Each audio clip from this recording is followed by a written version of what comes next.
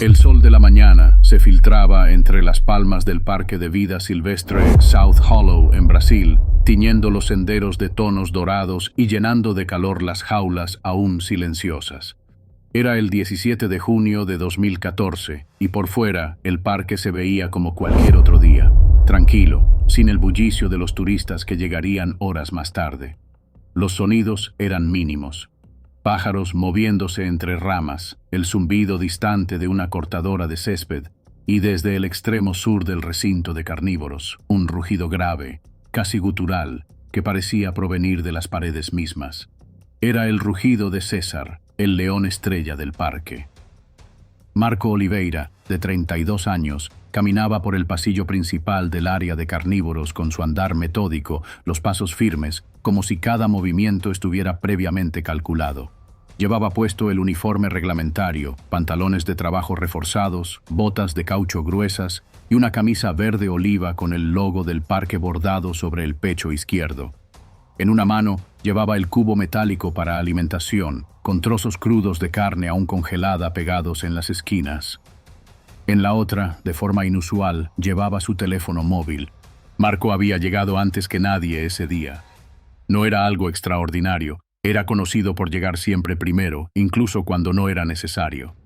Para sus compañeros, esa puntualidad casi obsesiva era parte de su personalidad reservada. Un tipo al que no se le escuchaba alzar la voz, que no participaba en las bromas del personal, que rara vez se unía a las comidas grupales y que nunca tomaba vacaciones. Pero si uno lo observaba más de cerca, podía notarse una relación íntima entre Marco y el parque. No solo conocía cada recoveco de las instalaciones, sino que se comportaba como si el lugar fuera una extensión de sí mismo. Vivía a menos de 1 kilómetro de distancia en un pequeño departamento de una habitación, en un edificio modesto, con ventanas que daban al cerro y que en las mañanas se llenaban del canto de tucanes. No tenía pareja, ni mascotas, ni una vida social conocida. Sus padres, ya jubilados, vivían en el sur de Brasil y su hermano mayor hacía años que se había mudado a Alemania. Nadie del equipo recordaba la última vez que Marco habló de su familia. Algunos decían que lo había hecho cuando falleció su gato, hace 3 años. En el parque, Marco era considerado indispensable, aunque nunca se comportó como tal. Trabajaba principalmente con los grandes felinos, jaguares, leopardos y, por supuesto, leones.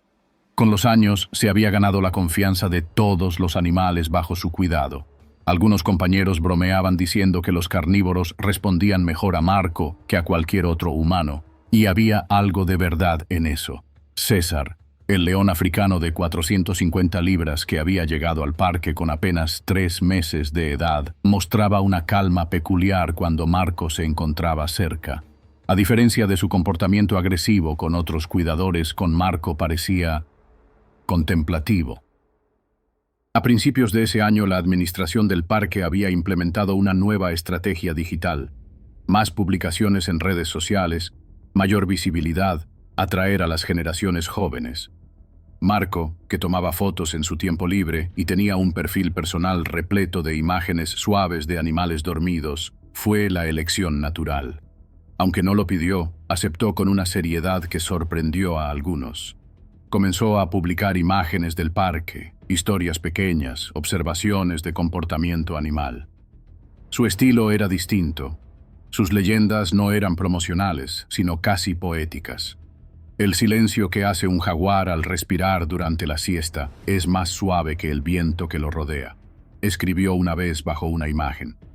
En otra, captó la sombra de un lagarto entre hojas con la frase: «La belleza no grita, se esconde». Pero poco a poco, sin que nadie lo notara, esa línea entre observador y protagonista se fue desdibujando.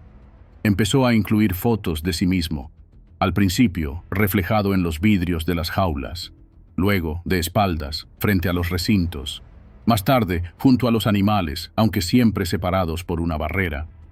Para muchos eran solo selfies bien cuidadas, pero para Marco era algo más profundo. Un intento, quizás, de hacerse visible en un mundo donde él mismo se esforzaba por pasar desapercibido. Aquel día de junio, el recinto de los leones no estaba programado para ser alimentado en ese horario. No había rondas ni inspecciones. El encargado senior de carnívoros estaba libre por licencia médica y Marco había solicitado cubrir su turno. Había obtenido la clave de seguridad secundaria, alegando que lo necesitaba para revisar un pequeño problema con los mecanismos de cierre automático. Nadie sospechó nada. Al fin y al cabo, Marco era confiable. Era el tipo de empleado que otros usaban de ejemplo. Las cámaras de seguridad lo registraron a las 8:43 am, entrando solo al corredor que conducía al recinto de César. Usó ambos códigos de acceso, desactivó la alarma del sector y cruzó el área de amortiguación, que usualmente requería la presencia de un segundo cuidador. Se detuvo por un momento en el umbral, mirando hacia atrás, hacia el pasillo vacío, una pausa que, para muchos, parecería un simple reflejo, para otros, una despedida silenciosa. Adentro, levantó una de las persianas automáticas, permitiendo que la luz natural entrara. El león estaba acostado bajo su árbol favorito, sin moverse, pero despierto. Marco acomodó el cubo de carne en una esquina. Luego, revisó su teléfono. Ajustó el ángulo. Dio un par de pasos hacia adelante. Con el sol entrando de lado, el escenario era perfecto. La sabana artificial del recinto, las rocas esparcidas, el reflejo del estanque, todo diseñado para crear la ilusión de África, pero sin el peligro. Al menos eso pensaba. Cuando Marco levantó su teléfono, girándose para tomarse una selfie con César al fondo, lo hizo con calma. No hubo prisa. Nadie observaba. No buscaba la aprobación de nadie. Tal vez ni siquiera pretendía subir la foto. Tal vez solo quería capturar un momento en el que el silencio y el animal, su animal, coexistieran con él. Pero César no era una sombra. Era un depredador. La cámara de vigilancia no tenía audio, pero las imágenes eran claras. A las 8:46 am, el león se incorporó. Primero lentamente, luego con una tensión eléctrica. Dio un paso, luego otro. Marco giró apenas, notando el movimiento. No tuvo tiempo de girarse del todo. El salto del león cubrió los 5 metros en menos de 2 segundos. El impacto lo lanzó contra el suelo, su teléfono cayó rodando y la imagen se volvió borrosa. Desde otro ángulo, se vio con nitidez el momento en que César, con garras extendidas, lo alcanzó. La primera zarpada le desgarró el hombro y el cuello. Marco intentó girarse, pero el león ya estaba sobre él, aplastando su pecho con una garra del tamaño de un plato. Luego, mordió. La sangre se esparció de inmediato sobre el suelo artificial del recinto. Una cuidadora junior, que regresaba temprano de una pausa, escuchó el sonido seco del golpe, luego un grito. Corrió.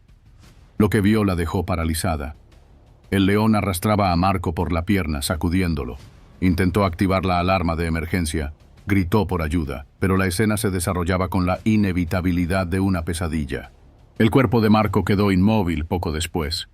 La llegada de los demás fue rápida, pero inútil. El león seguía alterado, con la mandíbula manchada. Tuvieron que usar ruido disuasorio y finalmente encerrarlo en el compartimiento secundario. Marco murió allí, a pocos metros del árbol donde César solía dormir. La autopsia reveló fracturas múltiples, hemorragias internas y trauma craneal. Su cráneo estaba parcialmente hundido. No hubo forma de salvarlo. El parque cerró durante 3 días. Los empleados no sabían cómo procesar la pérdida. Marco había sido más que un compañero. Era parte del alma silenciosa del lugar. Muchos no podían entender por qué había roto el protocolo, por qué alguien tan meticuloso había cometido semejante error. Los videos mostraban la verdad. Había actuado solo, consciente, sin coerción. La decisión fue suya, y fue fatal. El parque implementó cambios inmediatos. Accesos biométricos reemplazaron códigos numéricos. Ningún empleado volvería a tener funciones cruzadas entre cuidado animal y manejo de redes sociales. El recinto de César fue reforzado. El león no fue sacrificado. Las autoridades determinaron que actuó de acuerdo a su instinto, un instinto que Marco conocía mejor que nadie, un instinto que, por un instante, creyó que podía controlar, o quizá que simplemente quiso enfrentar.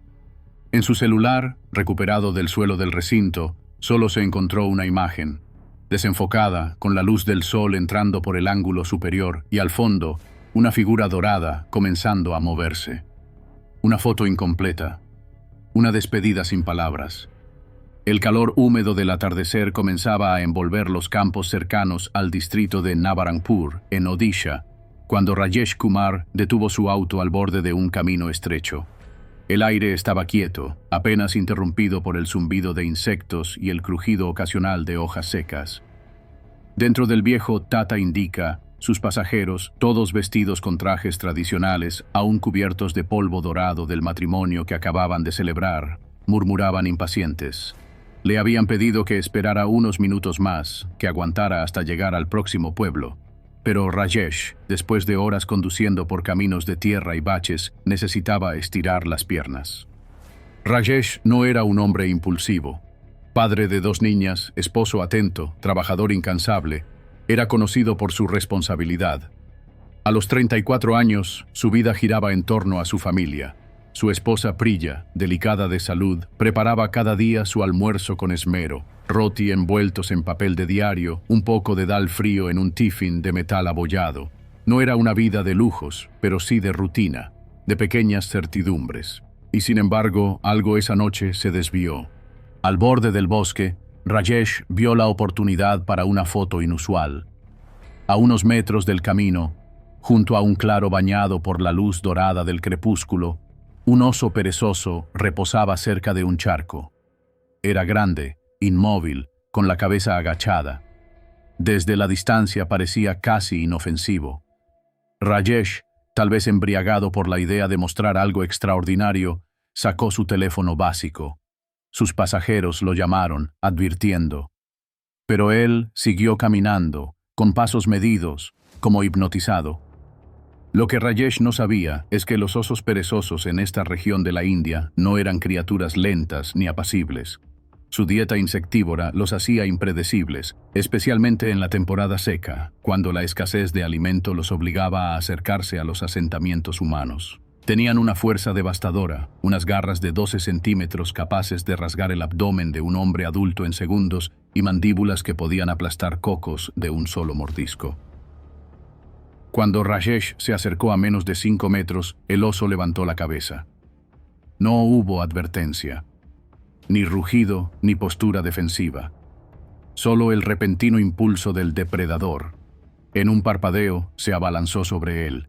La primera zarpada lo lanzó al suelo. Las garras le abrieron el pecho, rasgando piel, músculo y costillas. Rajesh gritó, pero ya era demasiado tarde. La mandíbula del oso se cerró sobre su hombro, triturando huesos. Intentó cubrirse la cabeza, pero sus reflejos no fueron suficientes. En menos de 2 minutos, había perdido demasiada sangre.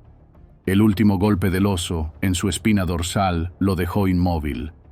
Y entonces, de entre la maleza, un perro callejero irrumpió en escena. Un animal pequeño, de pelaje sucio y mirada alerta. Había estado durmiendo cerca y, atraído por los gritos, corrió hacia el oso, ladrando con furia. Mordisqueó las patas traseras del animal intentando desesperadamente ahuyentarlo. El oso, confundido, lo atacó también, lanzando un zarpazo que lo dejó sangrando, pero vivo. Esa intervención breve fue suficiente para que uno de los pasajeros corriera de vuelta al camino principal. Allí, logró detener a un motociclista que viajaba hacia el pueblo. La noticia llegó al puesto forestal 1 hora después. Cuando los guardabosques arribaron, el oso seguía cerca del claro, caminando de un lado a otro, agitado. El perro, herido, aún ladraba a distancia.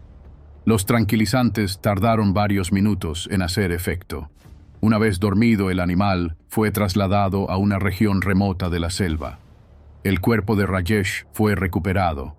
En su mano aún sostenía el teléfono, la pantalla rota, congelada en una imagen borrosa.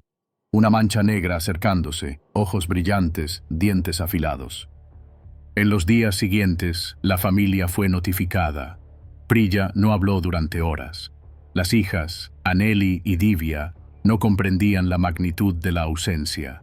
El dueño del salón de bodas, conmovido por la noticia, cubrió los gastos del funeral y prometió apoyar la educación de las niñas. El taxi, que aún tenía cuotas pendientes, fue entregado a la familia, sin deuda. Una pequeña piedra con una flor tallada fue colocada cerca del lugar del ataque, un recordatorio silente de que la naturaleza, cuando es provocada, responde sin negociación.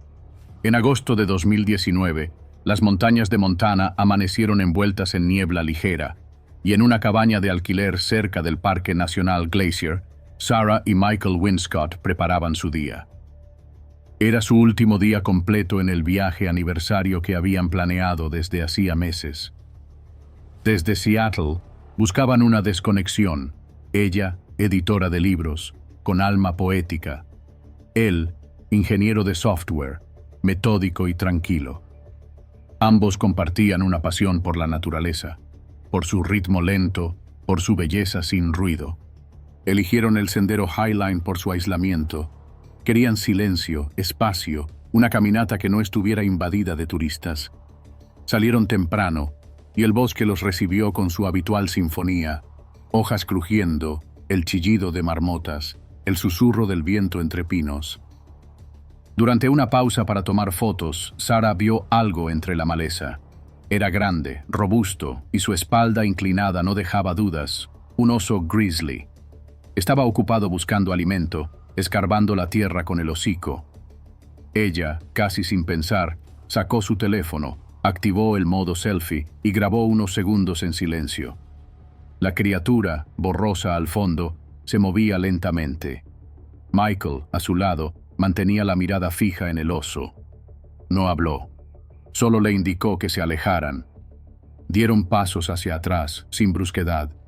El oso los notó. No huyó. Empezó a caminar en su dirección. Primero lento, luego más firme. Michael tomó el spray para osos, pero la distancia era crítica. Sarah tropezó, cayó de lado. El oso aceleró. En segundos estaba sobre ella. Un zarpazo desgarró su espalda. Otro le abrió el abdomen. Michael gritó, trató de acercarse, pero el animal ya había decidido. El oso la mordía con brutalidad. Su cuerpo se retorcía bajo su peso. Michael, impotente, huyó en busca de ayuda. Corrió 2 millas con el corazón desbocado hasta encontrar a una patrullera del parque. La alerta fue enviada de inmediato, pero al llegar los guardabosques, Sarah yacía muerta, parcialmente enterrada bajo ramas. Una conducta típica de osos que intentan ocultar sus presas. El parque cerró el sendero durante semanas. El oso no fue encontrado. No hubo represalias. Se determinó que no fue un ataque depredador, sino territorial. A día de hoy, un cartel de madera marca el lugar. No lleva nombres, solo una frase. Respeta lo salvaje, mantén tu distancia. A miles de kilómetros de allí, en una ciudad antigua de Uzbekistán, Faruk Rizkolov preparaba su jornada laboral. El zoológico soviético donde trabajaba desde hacía 15 años apenas se sostenía. Jaulas oxidadas, cerraduras improvisadas y salarios bajos. Pero Faruk nunca se quejó, hasta que conoció a Merina. Ella tenía 28 años, sonrisa radiante y una presencia constante en redes sociales. Le gustaba mostrarle videos virales de cuidadores acariciando felinos y preguntaba, ¿y tú? ¿No tienes nada así? Faruk comenzó a obsesionarse. En diciembre de 2024, antes de que abrieran las puertas al público, llevó su teléfono al recinto de los leones. Grabó desde fuera, hablando dulcemente. Sultán, el macho alfa, observaba desde las sombras. Faruk decidió entrar. El servicio de acceso tenía fallas. Sin protocolo doble, sin compañeros presentes. Abrió la reja y entró al pasillo de alimentación. Luego cruzó a la zona principal. Sultán avanzó lentamente. Lo siguió una de las hembras. La tensión en el video era palpable. De pronto, un rugido corto. Una carrera breve. Un zarpazo que hizo caer el teléfono. La grabación captó los gritos, los golpes, los crujidos de hueso bajo músculo y garra. Cuando lo encontraron, ya no quedaba nada por hacer. El video fue difundido, generando indignación global. Se señaló al zoológico, a las pésimas condiciones, al exceso de confianza. Pero los leones no fueron sacrificados. Habían hecho lo que cualquier animal salvaje hace cuando su territorio es invadido. Merina, lejos de encontrar gloria en la imagen, desapareció de redes. Lo único que quedó fue una historia truncada, un hombre común, una decisión irreflexiva y una lección que nadie debería olvidar. En el reino animal no existen segundas oportunidades. La tarde del 15 de julio de 2014 comenzó como muchas otras en las afueras de Houston, Texas, con un calor denso y vibrante que parecía pegarse a la piel. A esa hora del día, el sol ya no golpeaba con la fuerza brutal del mediodía, pero el aire aún se movía lento y pegajoso, empapando los campos con un aroma a tierra caliente y pasto seco. Jessica Martínez y su mejor amiga, Amy Chen, bajaron del auto entre risas, ambas con lentes de sol y teléfonos listos, emocionadas por la experiencia que las esperaba. Habían llegado a Thompson's Wild Wonders, una instalación privada de animales exóticos a la que pocos tenían acceso. La visita había sido posible gracias al primo de Amy, Mike Wilson, quien trabajaba allí desde hacía 3 años. Thompson's Wild Wonders no tenía letreros vistosos ni entradas majestuosas, solo una reja metálica oxidada, un buzón sin nombre y una caseta blanca donde un hombre con gorra revisaba identidades. La falta de protocolos profesionales, lejos de causarles alarma, le añadía a la experiencia un aire de exclusividad peligrosa, casi de aventura clandestina. El lugar no era un zoológico ni un santuario oficialmente acreditado, pero para los ojos inexpertos de Jessica y Amy, eso no importaba. Mike les dio la bienvenida con un entusiasmo relajado. Tenía la barba mal afeitada, una camiseta sin mangas manchada de grasa y la manera confiada de alguien que creía entender a los animales por convivir con ellos. En realidad, su experiencia se limitaba al trabajo empírico en ese mismo recinto. Jamás recibió formación formal en manejo de depredadores. Sin embargo, conocía bien a los grandes felinos del lugar, especialmente a Raja, el tigre de Bengala macho de 8 años que dominaba la parte central del complejo. Raja no era cualquier tigre. Había sido comprado siendo un cachorro a un vendedor de Oklahoma, parte de una venta masiva tras el cierre de otro santuario fallido. Cuando llegó a Texas, pesaba poco más de 40 libras, pero bajo el cuidado de Mike y del dueño, David Thompson, creció hasta superar las 500.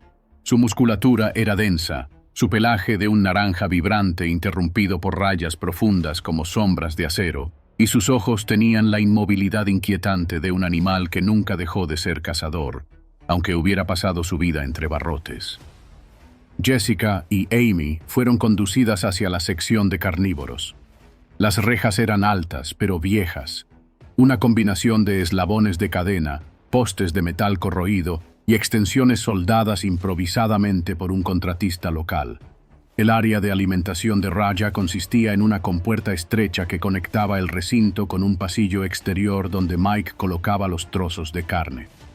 A las 5:15 p.m. comenzó la rutina de siempre. Raja apareció desde su guarida de concreto, caminando con la elegancia despreocupada de un animal que no necesita correr para intimidar. Con cada paso, sus hombros se elevaban y bajaban como si cargara siglos de poder en cada músculo. Mike arrojó un pedazo de pollo crudo al aire y Raja lo atrapó con una precisión asombrosa. Jessica aplaudió, luego levantó su iPhone 5S y dijo que quería grabar el momento para sus redes sociales. Amy, ocupada mirando a otro felino rugir en la jaula contigua, apenas prestó atención cuando su amiga se acercó un poco más. Mike no la detuvo. Había visto turistas actuar igual decenas de veces. Creía que bastaba con gritar si pasaba algo. Jessica avanzó medio paso, luego otro. Se colocó justo frente al ángulo en el que el enrejado del alimentador se encontraba ligeramente deformado por el paso del tiempo y el óxido. Cuando Raja giró la cabeza en su dirección, fue como si una llave invisible activara su naturaleza salvaje. Lo que siguió ocurrió en segundos, pero para quienes lo presenciaron se sintió eterno. Raja rugió, no como en las películas, sino con un sonido bajo, denso, que más que escucharse, se sintió vibrar en el pecho. Lanzó su cuerpo contra la reja. Una sección débil de la malla cedió. Su garra, de 4 pulgadas, afilada y curva, se abrió paso a través del espacio y atrapó el hombro derecho de Jessica. La aló con tal fuerza que su cuerpo fue empujado hacia la reja como una marioneta sin control. La piel y el músculo se desgarraron como papel húmedo. Amy gritó. Mike también, aunque por un instante se quedó congelado. Jessica cayó de lado, con la cara contra la grava, mientras Raja forzaba más su cuerpo por el hueco de la cerca. Su mandíbula se abrió y se cerró alrededor del trapecio de la joven. Se escuchó un crujido seco. Ella intentó gritar, pero el dolor la ahogó. Mike lanzó trozos de carne al aire para distraer al tigre. Fue inútil. Raja ya no tenía hambre. Lo movía el instinto de captura, de posesión. La sangre manchó la tierra en espiral y la camiseta blanca de Jessica se volvió carmesí. Amy intentó jalarla de la pierna, pero retrocedió al ver que Raja la arrastraba por el brazo roto. A las 5:24 p.m., marcó el 911, su voz entrecortada, imposible de entender por momentos. La ayuda llegó a las 5:44 p.m. Para entonces, Jessica ya no respondía. El ataque había cesado porque Raja, saciado o aburrido, se había alejado a su guarida. El informe forense confirmó fracturas múltiples, hemorragia masiva y trauma torácico severo. El informe de mantenimiento reveló negligencia, sin inspecciones en más de un año, sin refuerzos en las áreas críticas. Raja fue sacrificado días después. La noticia se esparció por todo Texas, desencadenando protestas de grupos animalistas. Amy testificó ante el legislativo estatal, promoviendo regulaciones más estrictas para los recintos privados. Thompson perdió su licencia. Mike abandonó el mundo de los zoológicos privados. Jessica fue recordada como víctima de un sistema que creyó que las reglas eran opcionales y que los animales salvajes, al estar en jaulas, eran simplemente parte del paisaje. El 23 de septiembre de 2023, Delhi amaneció con cielos despejados y una brisa suave que traía el sonido de claxones lejanos, palomas revoloteando y el zumbido habitual de una ciudad despierta. En el Zoológico Nacional, ubicado en el corazón de la capital india, el flujo de visitantes era constante. Escuelas, familias, turistas locales. Todos caminaban entre senderos rodeados de vegetación, observando las más de 1000 especies que habitaban en aquel recinto fundado en 1959. Aquel día, más de 3000 personas ingresaron. Entre ellos, sin llamar la atención, iba Maqsood Singh. Vestía una camisa barata, jeans desgastados y sandalias de cuero. No tenía mochila, ni acompañante, ni cámara. Solo un celular viejo y una expresión en el rostro que oscilaba entre la concentración y la disociación. Vivía en una habitación con su familia en la zona industrial de Anand Parbat, una de las partes más humildes de la ciudad. Su salario como operario textil apenas alcanzaba para sobrevivir. Su padre, incapacitado desde hacía años, dependía de él. Su madre cocinaba en silencio mientras él se encerraba a ver documentales de animales por horas, absorto frente al televisor. A veces murmuraba frases incomprensibles sobre la libertad y las almas de los leones. Su deterioro mental era evidente, pero nadie podía pagar una consulta psiquiátrica. Ese martes salió de casa a las 7 a.m. diciendo que iba al trabajo, pero no lo hizo. A las 12:15 p.m., las cámaras de seguridad del zoológico lo captaron comprando su entrada. Caminó directo al área de felinos. Allí, en un recinto rodeado por un foso de 18 pies de profundidad y 3 niveles de barreras de seguridad, descansaba Sher, un león africano de 8 años, traído desde Pretoria, Sudáfrica. Pesaba casi 400 libras. Era el orgullo del zoológico. Maqsood se detuvo. Observó. Quitó sus sandalias cuidadosamente y las dejó al pie de la primera cerca. Luego, subió. El primer cerco tenía púas anti-escalamiento. No le importaron. Siguió avanzando con una calma que desarmaba. El público gritó. Guardias pitaron. Unos maestros corrieron a evacuar a los niños. Otros sacaron sus teléfonos. Él no se detuvo. Alcanzó el borde del foso. Con los brazos abiertos parecía hablar consigo mismo. Bajó lentamente. Se paró frente al recinto. Sacó su celular. Activó la cámara. Cher lo observó. El cambio fue inmediato. Pasó de relajado a en tensión total. Sus orejas se bajaron, sus patas se afirmaron, el cuerpo se preparó. En menos de 3 segundos, Cher atravesó los 30 metros que lo separaban de su presa. El impacto fue brutal. Maqsood cayó hacia atrás. El león lo embistió, clavando los colmillos directamente en su cuello. El cuerpo del joven se sacudió una vez, luego quedó inmóvil. Los equipos de emergencia llegaron 10 minutos después. La escena era dantesca. Cher no fue sacrificado. Se consideró que actuó por instinto, no por agresión provocada. El zoológico reforzó todas sus medidas de seguridad. Pero el caso de Maqsood abrió un nuevo debate. No sobre leones, sino sobre el abandono de la salud mental entre los más vulnerables. Aquel día no murió solo un joven en manos de una bestia. También murió la posibilidad de salvarlo antes de que confundiera al león con un símbolo de libertad o redención. La niebla matutina se levantaba lentamente sobre la región rural de Ontario cuando el Range Rover gris oscuro de David Harrington se estacionó al pie de una colina cubierta de pinos. Era una propiedad sin letrero, sin entrada oficial, rodeada de vegetación salvaje y alambre de púas oxidado. Pero más allá del follaje espeso y de los árboles altos, se escondía una colección privada de animales exóticos que solo un puñado de personas conocía, Northwoods Exotic Animal Haven. David y su esposa Catherine bajaron del vehículo. Eran amigos cercanos de Robert y Linda Mackenzie, los propietarios. Llevaban más de 10 años visitándolos. Esa tarde de mayo de 2018 se reencontraban tras meses de viaje. La propiedad parecía un rancho cualquiera, pero en el nivel inferior del terreno, encerrados tras cercas modificadas de ganado, había leones, leopardos y, desde hacía poco, un tigre recién adquirido, Raja. El almuerzo en la terraza fue tranquilo.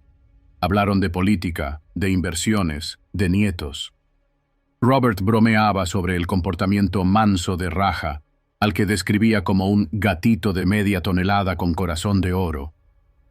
Cuando se ofreció a llevar a David al recinto, Catherine prefirió quedarse atrás tomando fotos con su celular. Robert abrió la puerta externa del área de amortiguación, una zona estrecha y sin barreras internas. Nadie más debía entrar ahí, pero no había reglas, no había protocolos escritos, solo confianza. David ingresó. Raja se movió. Primero solo caminó hacia el borde, observó, luego avanzó, las orejas hacia atrás, la cola en bajo. Un sonido gutural brotó de su garganta. El salto fue tan veloz que Robert apenas tuvo tiempo de gritar. La garra del tigre rompió una sección mal soldada del cerco y se lanzó a través del hueco. Atrapó a David por el brazo. Lo jaló. La fuerza del tirón hizo que su hombro crujiera. Catherine gritó y su teléfono cayó. El tigre mordió el cuello de David. Luego sacudió. Robert volvió con una manguera y un extintor. Roció todo, el polvo no bastó, el agua tampoco. Raja no soltó, el brazo de David ya no se movía, su torso se empapaba de sangre. Para cuando llegaron los paramédicos, él ya estaba muerto. Una mordida había seccionado su arteria braquial. El recinto fue clausurado, los animales confiscados. Y en el lugar donde Raja atrapó a su presa, no quedó nada. Ni cartel, ni flores, solo un silencio incómodo y una cerca reparada, con más miedo que acero. El calor húmedo del atardecer comenzaba a envolver los campos cercanos al distrito de Nabarangpur, en Odisha, cuando Rajesh Kumar detuvo su auto al borde de un camino estrecho. El aire estaba quieto, apenas interrumpido por el zumbido de insectos y el crujido ocasional de hojas secas. Dentro del viejo Tata Indica, sus pasajeros, todos vestidos con trajes tradicionales, aún cubiertos de polvo dorado del matrimonio que acababan de celebrar, murmuraban impacientes. Le habían pedido que esperara unos minutos más, que aguantara hasta llegar al próximo pueblo. Pero Rajesh, después de horas conduciendo por caminos de tierra y baches, necesitaba estirar las piernas. Rajesh no era un hombre impulsivo. Padre de 2 niñas, esposo atento, trabajador incansable, era conocido por su responsabilidad. A los 34 años, su vida giraba en torno a su familia. Su esposa Priya, delicada de salud, preparaba cada día su almuerzo con esmero. roti envueltos en papel de diario, un poco de dal frío en un tiffin de metal abollado. No era una vida de lujos, pero sí de rutina, de pequeñas certidumbres. Y sin embargo, algo esa noche se desvió. Previous content remains unchanged. Fue entonces cuando uno de los guías, armado con un revólver de emergencia, disparó al aire. El estampido hizo eco sobre el hielo. El oso se detuvo por un segundo, sin soltar a Lila. Otro disparo le dio en el hombro. El animal soltó su presa. Ethan corrió hacia ella. El guía disparó una vez más, esta vez directo al pecho del oso. El animal rugió, se tambaleó, cayó. Leela yacía en el hielo, apenas consciente, con la mitad del rostro cubierto de sangre. Sus ojos se movían, pero no hablaba. Ethan se arrodilló a su lado, apretando con sus manos la herida para detener la hemorragia. El helicóptero fue solicitado inmediatamente por radio satelital. Llegó 22 minutos más tarde. En ese tiempo, Ethan nunca la soltó. En el hospital de Longyearbyen, los médicos trabajaron durante horas. Leela sobrevivió, pero su recuperación fue lenta. Fracturas faciales, pérdida parcial de la visión en un ojo, dolor crónico. Las cicatrices físicas solo contaban parte de la historia. La psicológica fue más profunda: ansiedad, pesadillas, una fobia permanente al silencio blanco del Ártico. La boda prevista para diciembre fue pospuesta. Se casaron un año después, en una ceremonia pequeña, lejos de cámaras, lejos del frío. El ataque provocó una reacción inmediata. Las autoridades noruegas impusieron nuevas reglas: distancias mínimas obligatorias en excursiones, mayor presencia de guías armados, límites estrictos para caminar sin escolta. Leela nunca culpó al oso. Solo hizo lo que debía hacer para sobrevivir, dijo.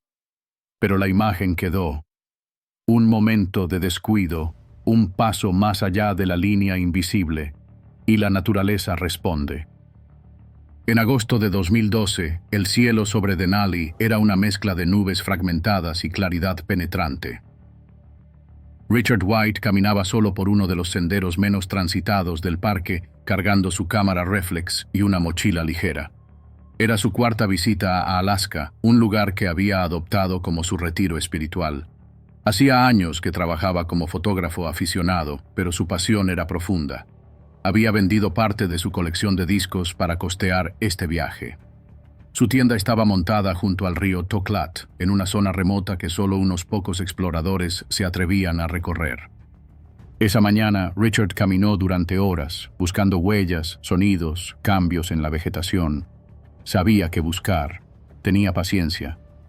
Y cuando finalmente vio al oso grizzly, no se sintió en peligro.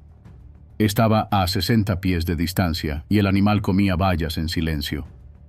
Richard se agachó, ajustó su lente y comenzó a tomar fotos.